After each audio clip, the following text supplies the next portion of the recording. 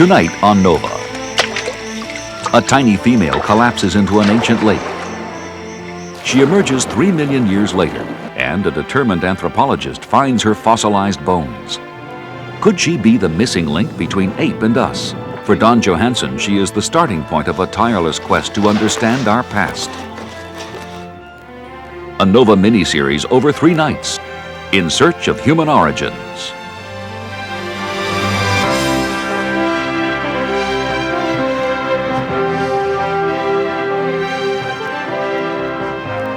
Funding for Nova is provided by Raytheon, the one name you need to know for everything from defense and aircraft to appliances, engineering and construction, and electronics. And by Merck, dedicated to pharmaceutical research, committed to discovery, improving health, extending life. Merck. Major funding for Nova is provided by the Corporation for Public Broadcasting and by annual financial support from viewers like you.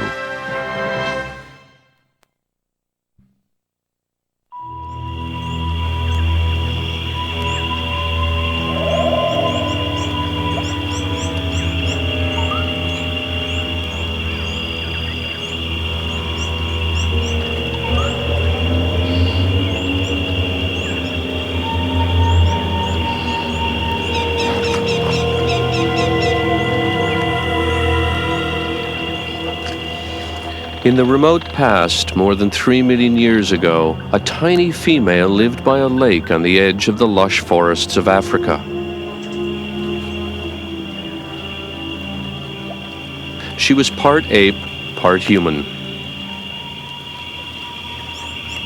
She lived a brief life, but her story continues to unfold. By an extraordinary set of circumstances, she left tantalizing clues to her life and our origins. Who was she, and what can we discover about this earliest of our most ancient ancestors?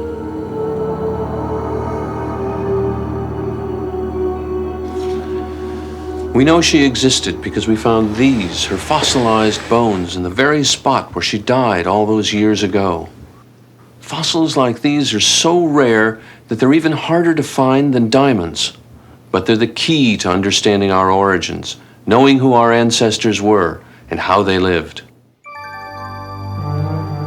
The human story begins in one of the most geologically fascinating places on the planet, the Great Rift Valley of Africa. It's an enormous split torn in the Earth's crust that runs from the forests of Tanzania to the deserts of Ethiopia. In some places, the rift is thousands of feet deep and exposes the last 15 million years of the Earth's history.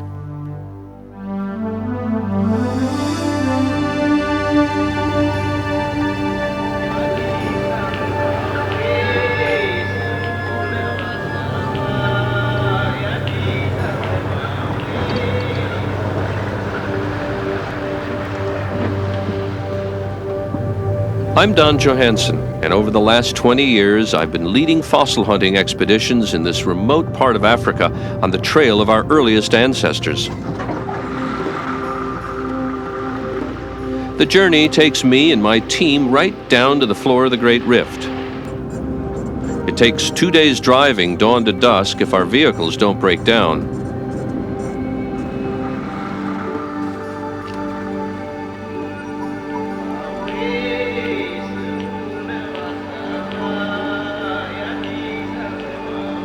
But it's only in places like this where the fossils we're looking for can be found. People often ask why we look in Africa for remains of our earliest ancestors. Well, Charles Darwin had a pretty good answer to that question over a century ago. When he observed the close similarities between humans and modern African apes, he correctly concluded that we must have shared a common ancestor. Starting with a modern human skull, we can trace our ancestry back millions of years. And as we travel back in time, our ancestors look less and less like us. They begin to resemble our closest relatives, the African apes, with their small brains.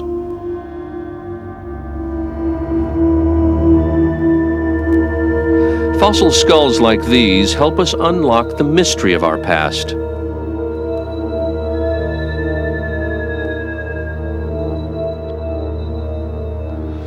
And it is in Africa that the earliest human fossils are found. Okay, let's get this side up. Great. All right, good. Let's get the corner, Michael. Okay. Just stake the corners first. That's pretty stable. Our team always camps here, at a place called Hadar in Ethiopia, on the banks of the Awash River. The river is our lifeline in this otherwise waterless place.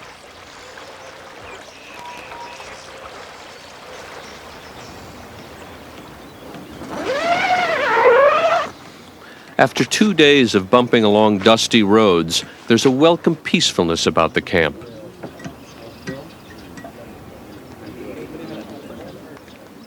The days quickly settle into the rhythm of expedition life.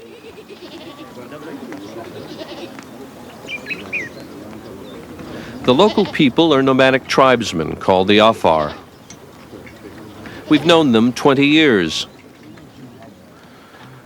This is their land, and they allow us to come here and help us in our search. Ever since I first came to Hadar, they've taken it upon themselves to guard us personally, because this is also bandit country. It's not the most comfortable place to work, but if you're a fossil hunter like myself, it's a dream come true. When I first came to Hadar, I realized that this was exactly the place I was looking for. Its potential is absolutely staggering. When I began to walk these gullies and valleys, I saw tons of fossils eroding out of these ancient geological strata. There's almost no vegetation, so the seasonal rains do most of the work for us, scouring the surface, uncovering buried fossils. There are bones of every imaginable creature, perfectly preserved in stone. But even here, human remains are incredibly rare. That's because the journey from a living creature to a fossilized bone only happens under the most unusual conditions. I can make a good guess about how our earliest ancestor might have been preserved millions of years ago.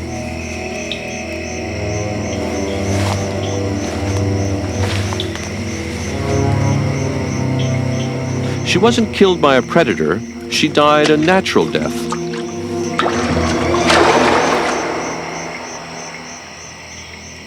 Undiscovered by scavengers, her body simply sank into the soft sediments of the lake.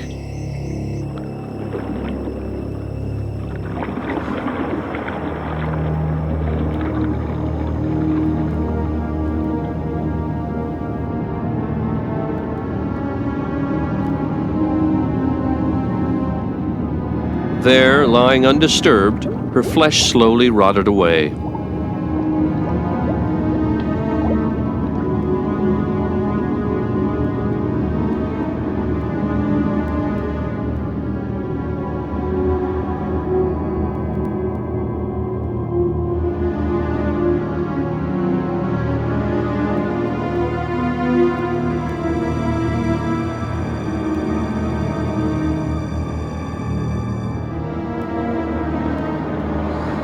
Sand and gravel washed in by heavy rains gradually covered the bones. Over the millennia, hundreds of feet of sediments built up, burying the bones deeper and deeper. Minerals from the sediments gradually replaced the calcium of her bones, almost molecule by molecule, turning them to stone.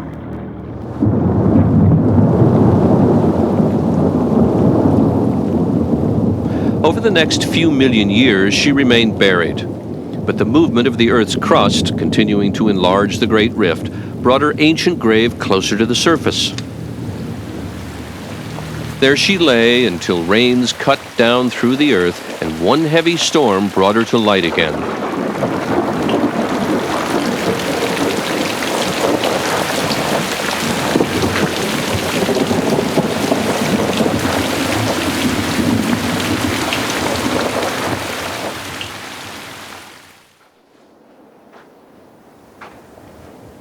Spotting such rare human fossils doesn't happen often. But we can discover a great deal about our ancestors' world by looking for the more plentiful remains of the animals that lived with them.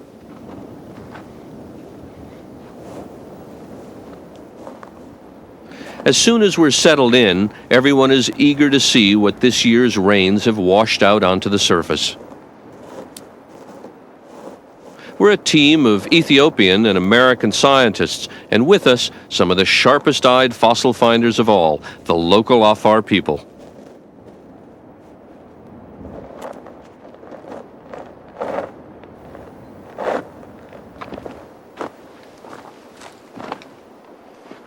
There's really no other way to find fossils except to walk these exposures day in, day out, hoping to find something interesting. Here, for example, there's just a canine of a hippo, and a very beautifully preserved molar of a giraffe.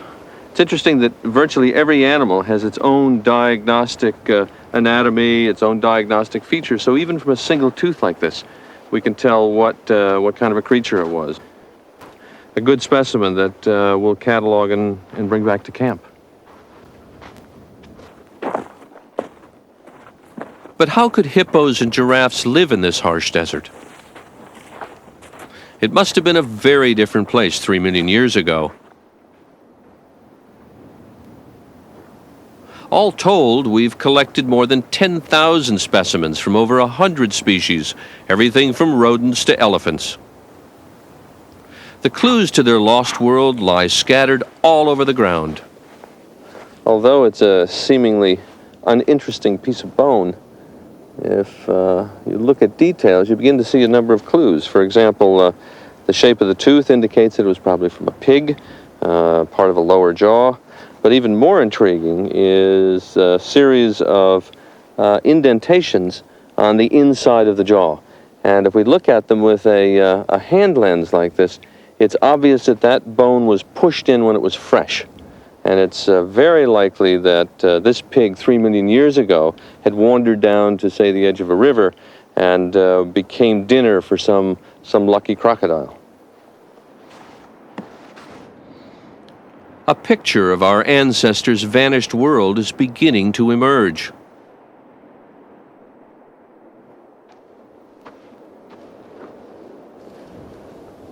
Here's more of this elephant tusk that's eroded out down this slope, and here are both tusks of the elephant. And here are the upper molars. By keeping track of every fossil we find, we can map out a world totally different from Hadar today. The geologists can help us too. They sample ancient layers of the earth that have been exposed in the Great Rift Valley. Geologist Tesfaye Yamani has discovered that Hadar was wet and forested millions of years ago. This is a Landsat image of the Hadar area, and then as you can see, there are several dry rivers coming from the western mountain of Ethiopia flowing to Awash River. The same thing was happening during the time or between 4 and 3 million years ago, except the river were flowing through very thick forest, not a desert like today.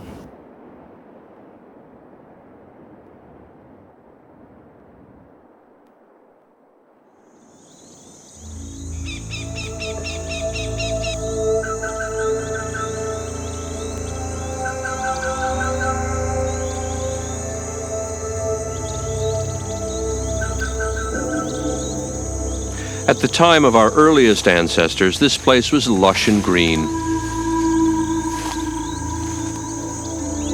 Back then, there were rivers and lakes with communities of animals living in and beside the water. Here were the pigs and the elephants whose fossils we found.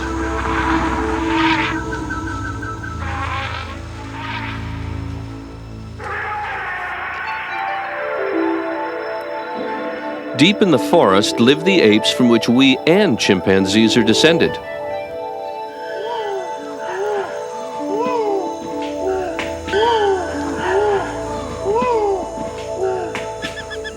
The lives of today's chimpanzees hint at our close kinship with the apes. Even though they have smaller brains than we do, chimpanzees have many human characteristics. They're highly social. They have a sort of language, and they use tools. In the distant past, we shared a common ancestor with these chimps, so our earliest ancestor must have been part ape, part human.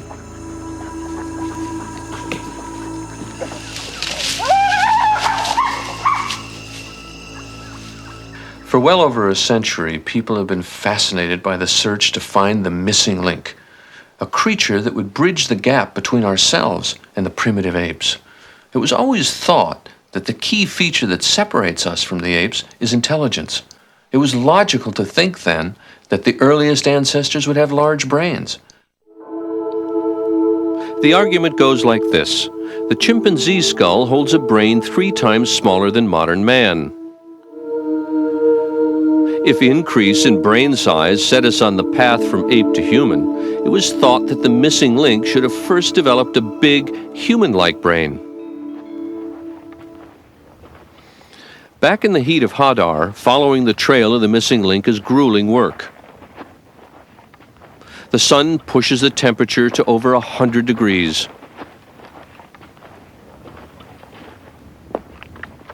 But there's always an air of anticipation, because you never know what might be in the next ravine.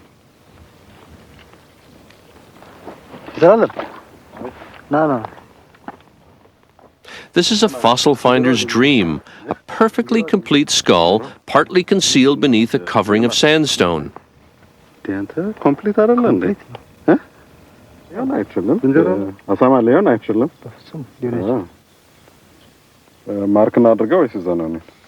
But it's not one of our ancestors. It's a baboon, a kind of monkey.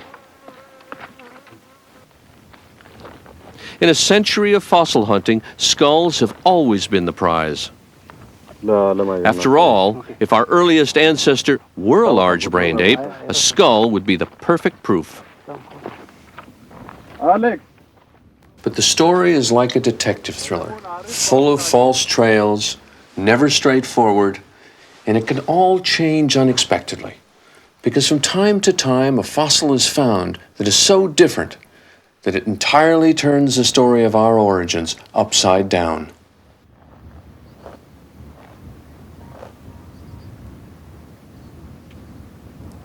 The trail began not with a skull, but with something totally unexpected.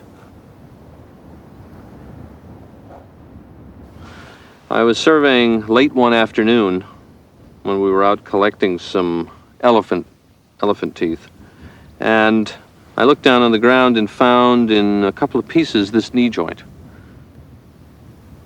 At first, I thought it was just from a monkey, maybe a baboon, but it went together in a way that didn't look like any monkey. If it wasn't a monkey's knee, what was it? It looked vaguely human, but how could that be? I needed an expert opinion. 219 radio. Send me a quick 10 out here. Looks like we've got a confirmed B&E. Also be advised Unit 716 is on the scene at this time. Owen Lovejoy is an anatomist, part-time forensic scientist, and an expert on animal locomotion. If anyone could tell me what sort of creature that knee belonged to, he could. When Don brought the Hadar knee back from Ethiopia, he brought it over to my house and laid it out on the living room carpet. And I knew instantly that was a human knee. My suspicions were confirmed.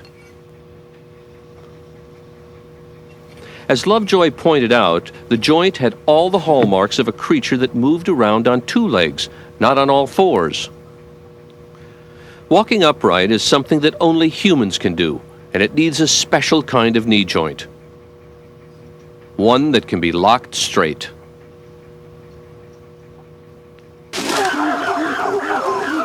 A chimp gets around on all 4s. If it tries to walk upright, its knee joint doesn't lock.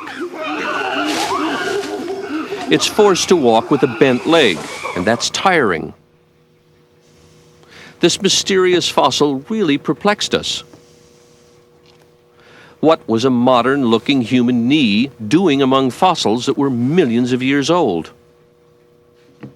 We had to find out how old that knee really was. The hills at Hadar contain distinct layers of light-colored volcanic ash. We can't date fossils directly, but we can date the ash. And once we know how old the ash is, we know that any fossil found beneath it is at least that old. Let's label this H92. With the eye of a connoisseur, the geologists select the best ash samples for analysis back in the lab. Dating techniques are so precise that we only need small samples, as little as one single crystal or grain. The purest crystals are blasted by an argon laser we've nicknamed Flash Gordon.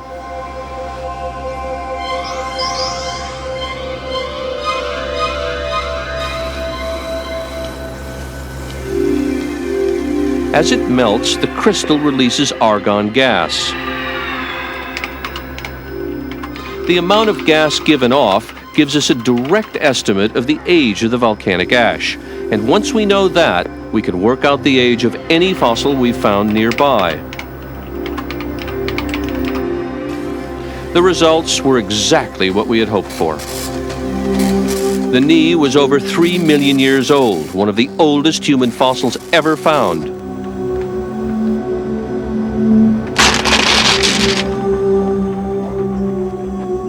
I felt sure we were onto something completely new. Yet the knee posed troubling questions. What sort of ancient creature would have a modern knee? I kept turning it over and over in my mind. What did it mean? We needed more fossils, and luckily the knee generated such scientific interest that we had no trouble mounting another expedition. And the next year, we were back once more at Hadar. Good. Very good. On every expedition, breakfast is the time we spend planning the day's work. We've got the impressions, right in the sandstone, and it'd be nice if we could make at least a mold of it and then back it out as make a cast, because it would preserve the... One morning, two of us decided to go back to a gully that we hadn't finished working on the day before. Fossil hunters sometimes rely on hunches. Because we've got... And that morning, I had a hunch that this would be my lucky day. Well, we might try to take you. I was headed back to my Land Rover. It was about noontime, and I was going to drive back to camp. And I just happened to look over my right shoulder, and I noticed a small piece of bone resting on the surface of the ground. And as I began to look around and scan the slope, I could see not only bits of a leg, but bits of a skull, a little piece of a jaw. And I realized right there in that noonday sun that what I had literally stumbled across was most of an entire skeleton. In ancient times, a creature died.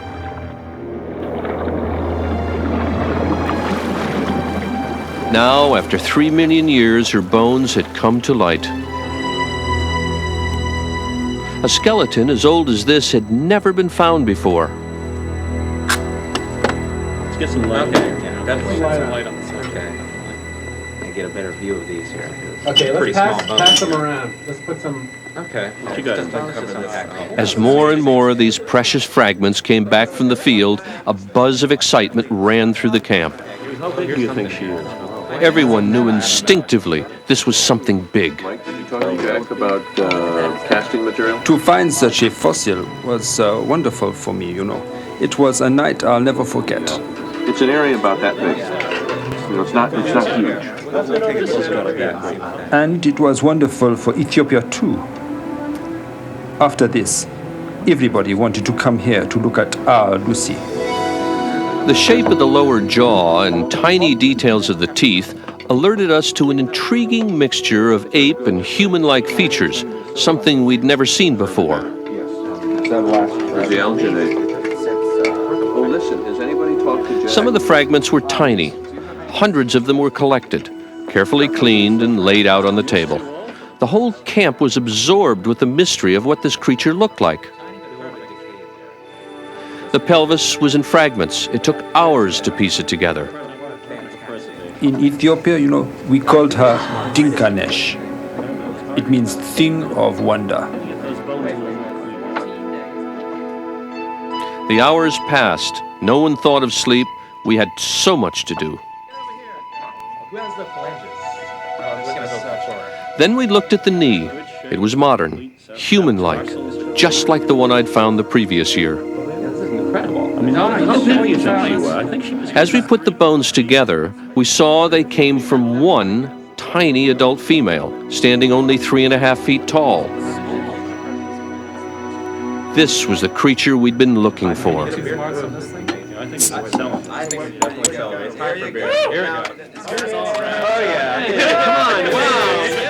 The celebration began.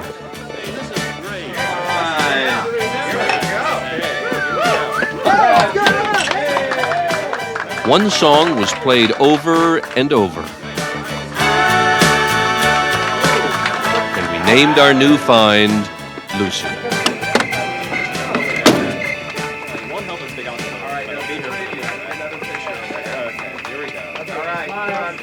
Lucy became an almost instant celebrity in anthropological circles.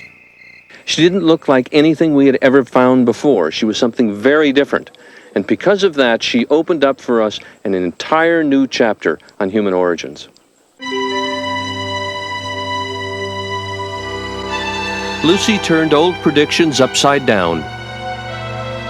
It was thought the missing link would be a smart ape that walked on all fours. Here was the skeleton of a creature that looked like it could walk like us, but with many ape-like features. The ape that stood up, it was a revolutionary idea.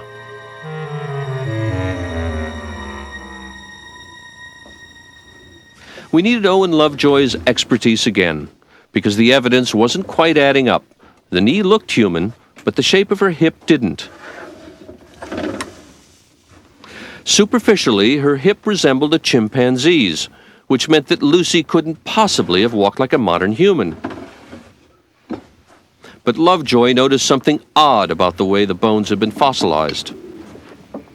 When I put the two parts of the pelvis together that we had, this part of the pelvis has pressed so hard and so completely into this one that it caused it to be broken into a series of individual pieces which were then fused together in later fossilization.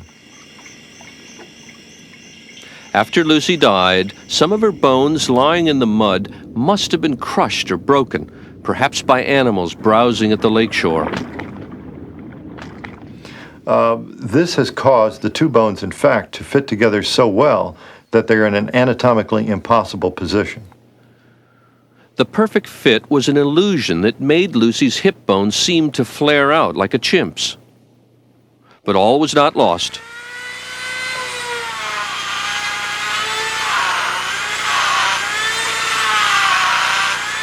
Lovejoy decided he could restore the pelvis to its natural shape. He didn't want to tamper with the original, so he made a copy in plaster. He cut the damaged pieces out and put them back together the way they were before Lucy died. It was a tricky job, but after taking the kink out of the pelvis, it all fit together perfectly, like a three-dimensional jigsaw puzzle. As a result, the angle of the hip looks nothing like a chimp's, but a lot like ours. Anatomically, at least, Lucy could stand like a human. The case for our earliest ancestor walking upright was growing stronger, and Lucy wasn't the only evidence.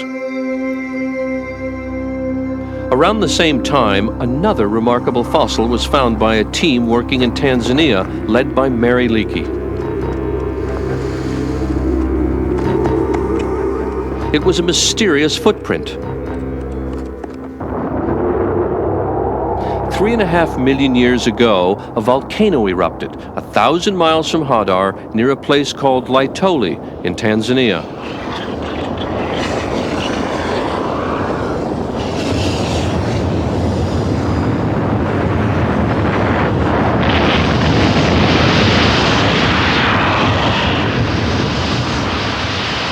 Over the weeks, it threw tons of ash into the air that repeatedly blanketed the landscape.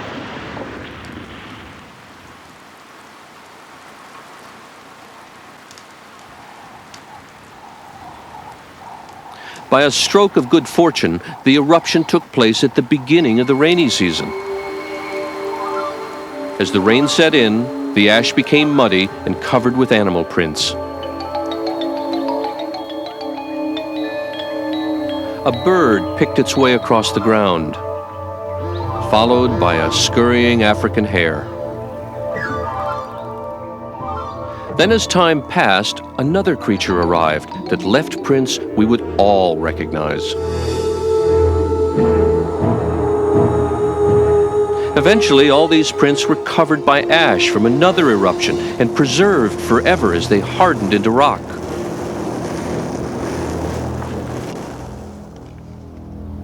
Three and a half million years later, Mary Leakey's expedition uncovered this trail.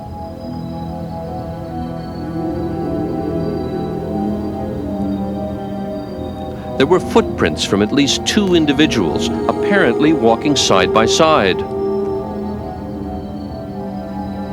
The unusual chemistry of the volcanic ash was like plaster, preserving the prints as a series of detailed molds and casts in solid rock. Evidence like this would delight a forensic scientist like Owen Lovejoy. The analysis of footprints from a crime scene can be vital in identifying a suspect.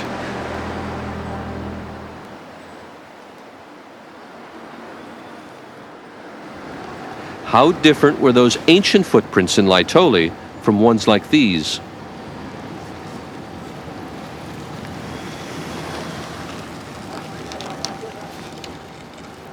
There's no better evidence than that provided by a footprint. That's what makes the Laetoli print so exciting, because they give us a direct record of how our ancestors walked almost 4 million years ago. When we compare the Laetoli print to that of a chimpanzee, the difference is immediately obvious.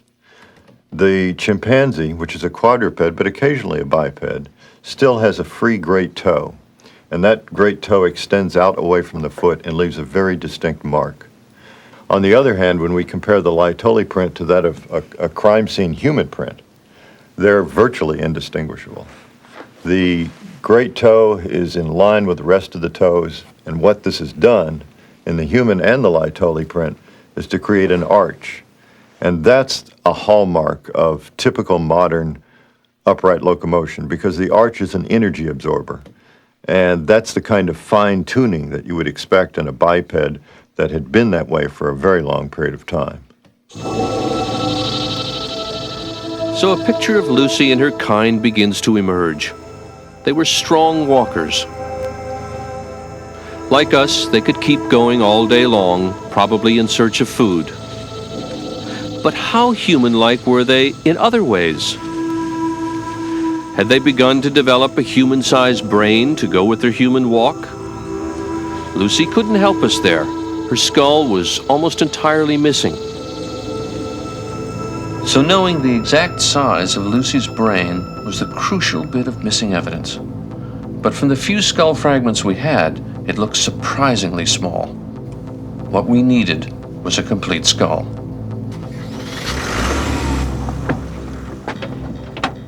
Finding one has always been our goal. On the second day of this expedition, I'd gone out to search a remote part of the valley alone when I found tantalizing fragments of a skeleton. I rushed back to camp and alerted the team. We decided to drop everything, pack our gear, and set out on the dusty drive to search for more.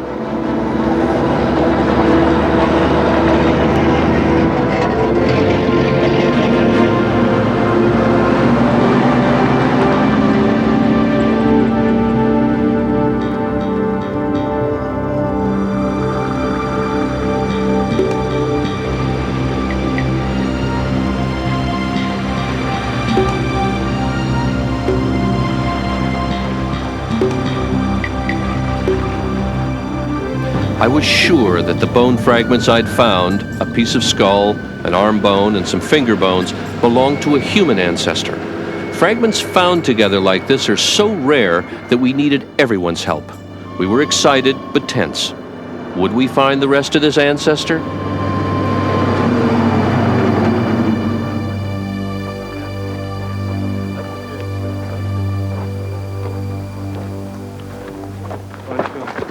Mike, are you going to continue with probably the fourth one up? Yeah. I think so. Just take it down, roll at a time. And Bill, you're going to continue here? Yeah, I'll be working on each bit. Okay. Yeah, hold it at the 50 centimeter mark, Don. Okay, I'm on 50. All right. That's 8 centimeters less. When we arrived, we mapped out the area where I'd found a small piece of arm bone and a tiny fragment of skull that were freshly broken. That meant they hadn't been on the surface long. There was a chance that the rest of the arm bone, and maybe even more of the skull, were still buried in the hillside. Because they're so delicate, complete skulls hardly ever survive.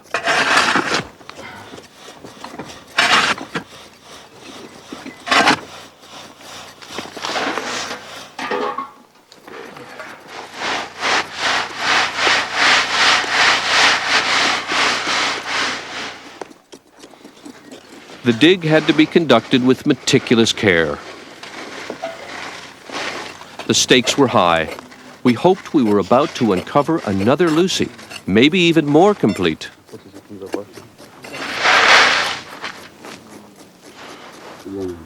The work requires extraordinary concentration. We hardly exchange a word.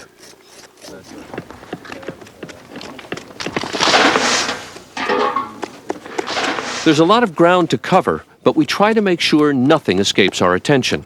All the spoil is screened with an expert eye to double-check for any minuscule fragments. But it's mostly just dirt.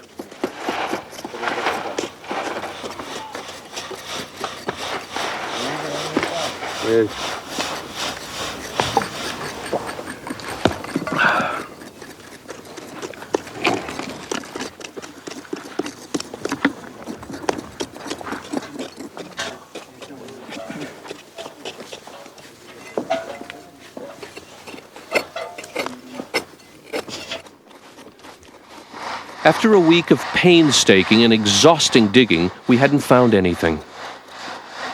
Our initial optimism was flagging. Where were the bones?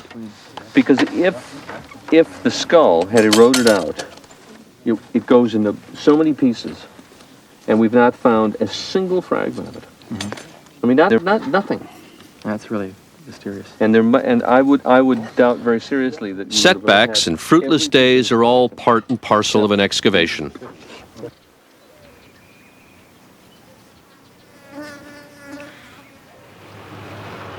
All we can do is return each day and keep searching.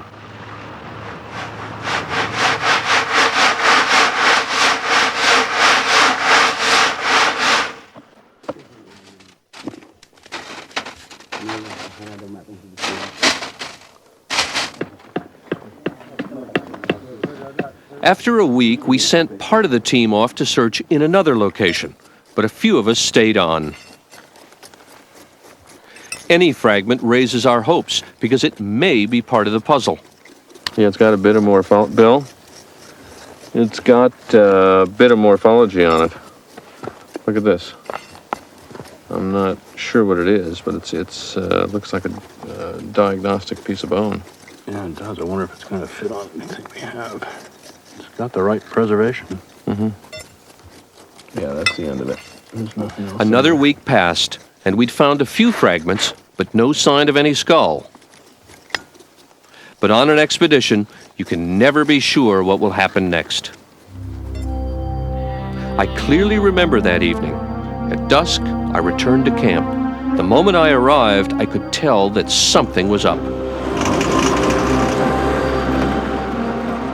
The team we'd sent off had returned to camp with a bag of bones.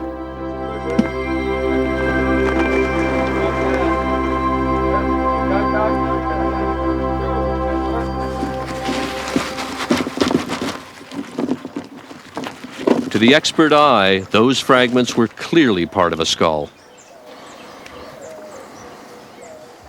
We'd found it at last, the prize fossil, a skull from Lucy's kind. In the afternoon, when it's too hot to dig, Bill Kimball, our resident anatomist, began to put the pieces together.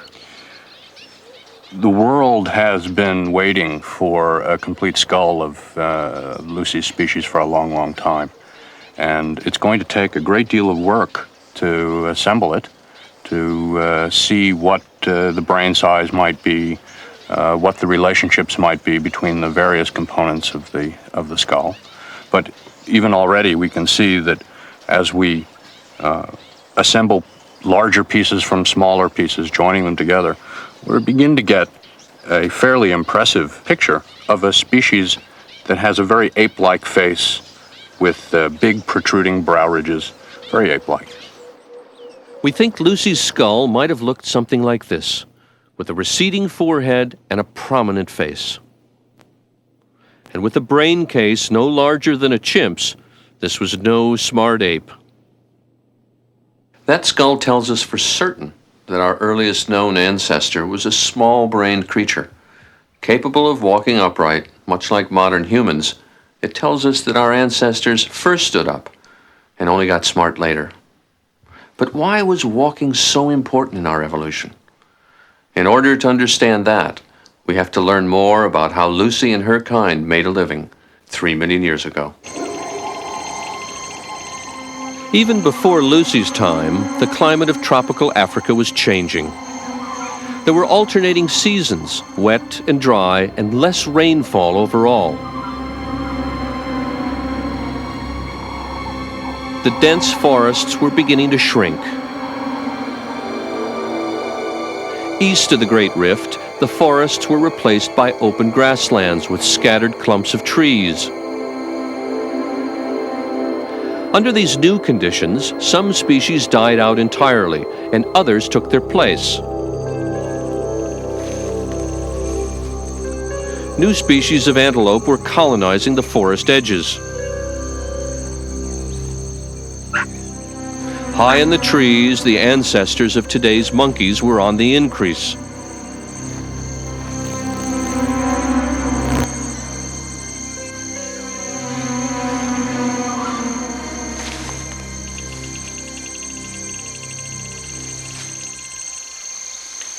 The monkey's strategy is to produce a lot of young quickly.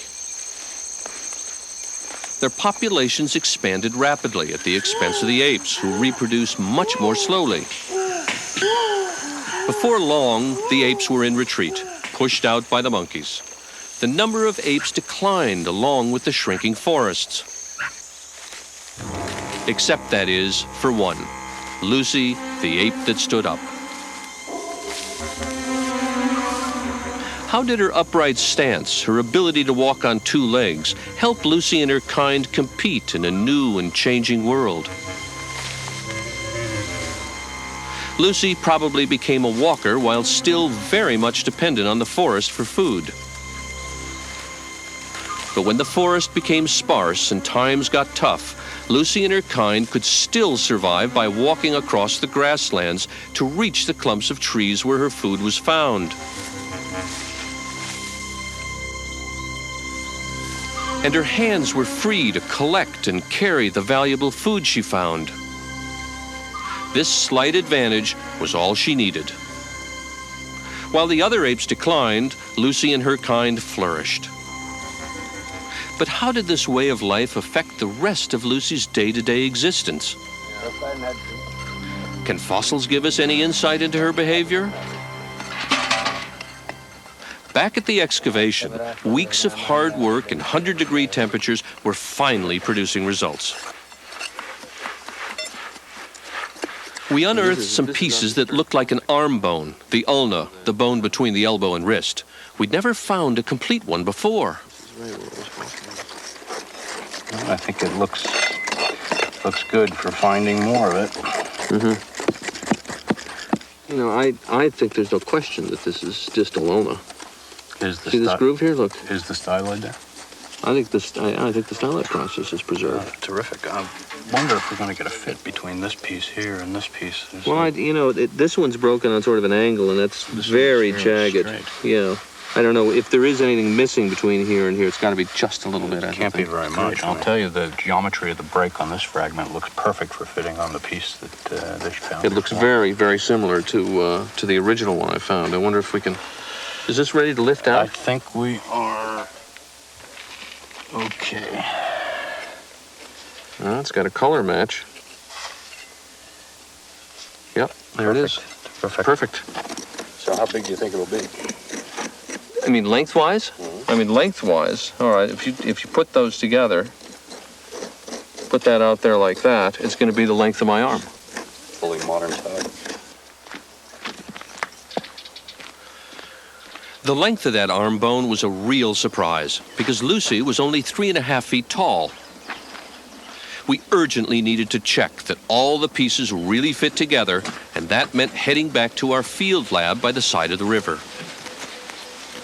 So what I'm doing is just picking away sand grain by sand grain, the adhering stones, so that we can get a close look at what the original anatomy looked like.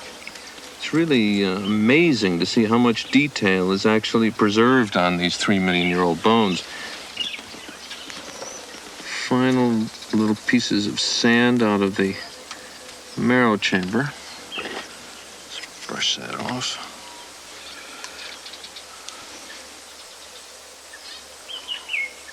Perfect. Just perfect.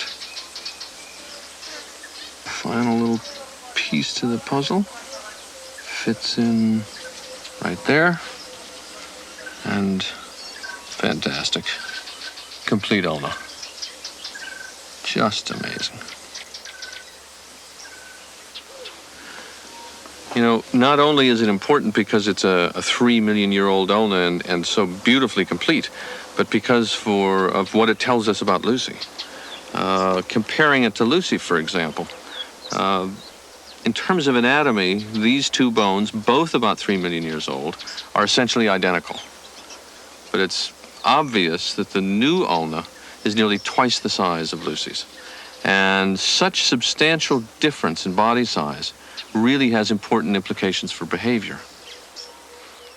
These fossils suggest that some of Lucy's kind were much larger than others, nearly twice the size. Such enormous differences are seen today in mountain gorillas, and it's clearly related to their social life. This is a harem in which a single large male controls a group of small females.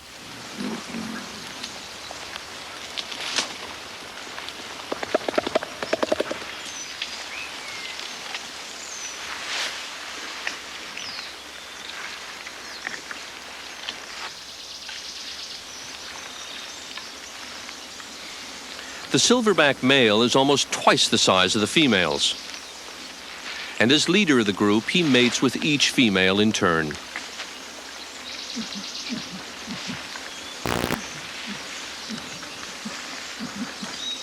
He can easily control all the females. In this lush environment, they find all the food they need without wandering far. And if any other male tries to invade, the silverback throws in all his weight and attacks with his huge canine teeth.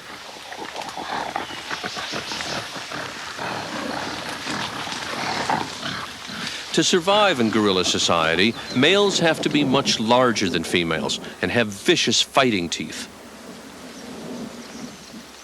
Finding an arm bone twice as large as Lucy's raised the possibility that the new bone was from a large male and that our ancestors fit the gorilla pattern, that they had lived in a harem.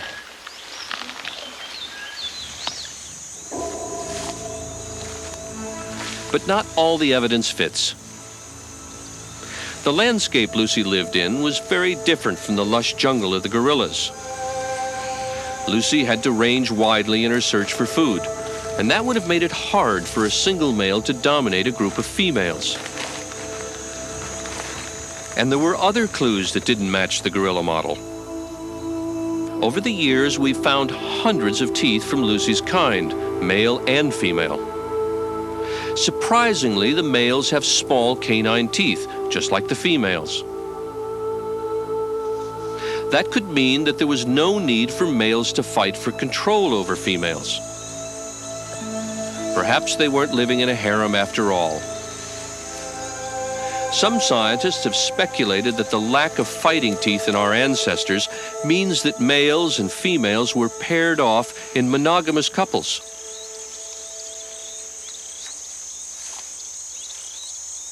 For now, the evidence points both ways. But contradictions like this keep us questioning our ideas and looking for more fossils.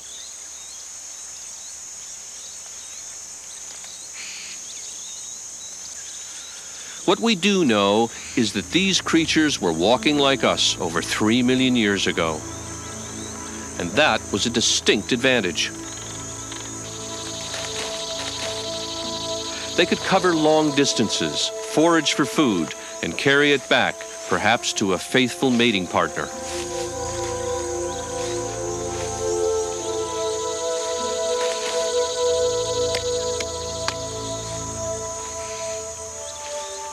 We believe Lucy's species was the root of the human family tree. She is our earliest ancestor, the missing link between ape and human.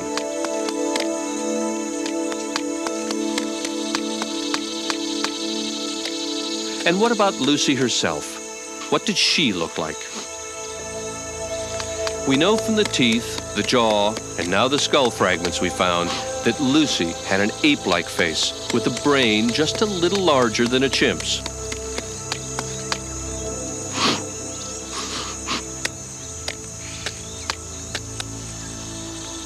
She may have had dark skin and patchy hair to protect her from the sun.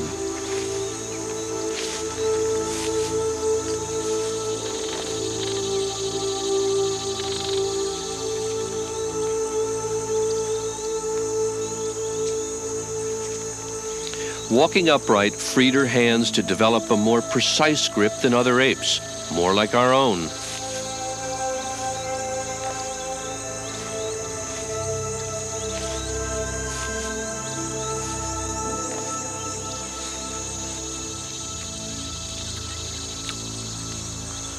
And even with her small brain, perhaps she was beginning to have a more human-like awareness of herself and her surroundings.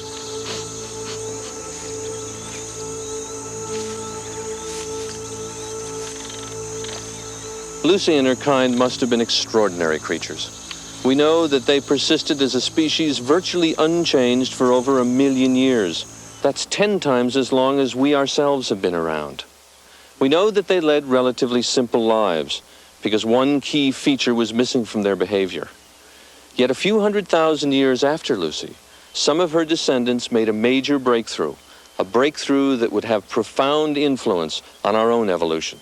They began to make these stone tools. Who made these tools and why?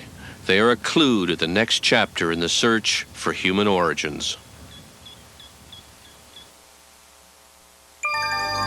Tomorrow night on Nova. Listen, plan, forage, steal. In a vicious struggle for survival, intelligence emerges as the weapon of choice. Join Don Johanson on the African savannah as he discovers firsthand what life was like for our early ancestors. Part 2 of In Search of Human Origins.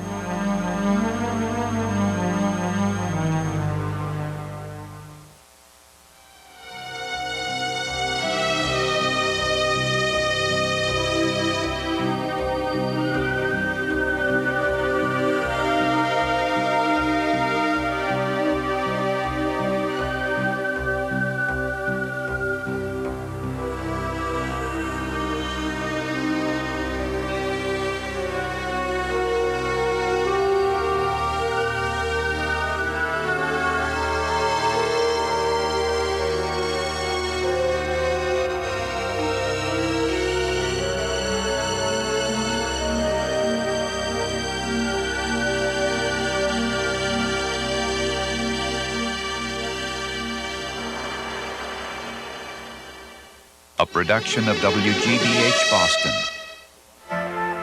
Funding for NOVA is provided by Raytheon, the one name you need to know for everything from defense and aircraft to appliances, engineering and construction, and electronics. And by Merck, dedicated to pharmaceutical research, committed to discovery, improving health, extending life. Merck.